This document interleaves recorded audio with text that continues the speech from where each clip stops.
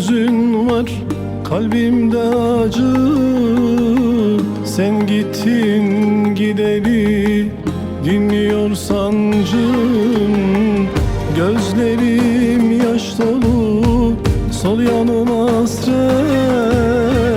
Ey vicdansız dön artık, nerelerdesin? Aklıma gelirsin, feleğim şaşar. Bu anlamsız gidişin yar beni yıkar. Gönlümde bin türlü yaralar açar. Ey vicdansız dön artık, nerelerdesin? Ey vicdansız ben öldüm, nerelerdesin? Üstümde kıyamet kopana kadar, ah güneş batıdan doğana kadar, ölüp de mezara girene kadar. Ey vefasız ben seni bekleyeceğim. Ey vefasız dön artık, nerelerdesin?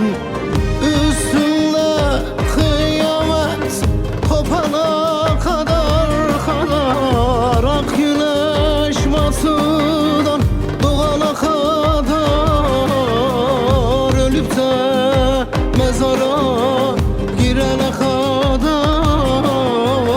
Ey vefasız ben seni bekleyeceğim. Ey vicdansız dön artık, nerelerdesin?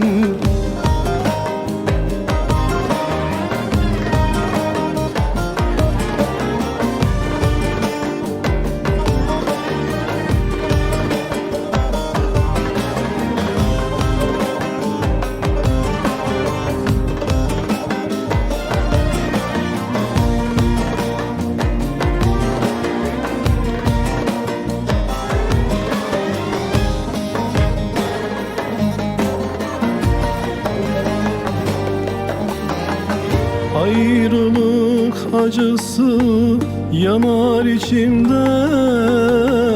Dünyanın tüm derdi gelir peşimde. Yıkılıp kalmışım ben gidişinle. Ey vicdansız dön artık, nerelerdesin? Aklıma gelirsin, feleğim şaşar. Bu anlamsız gidişin yar beni yıkar. Gönlümde bin türlü yaralar açar. Ey vicdansız dön artık, nerelerdesin? Ey vicdansız ben öldüm, nerelerdesin?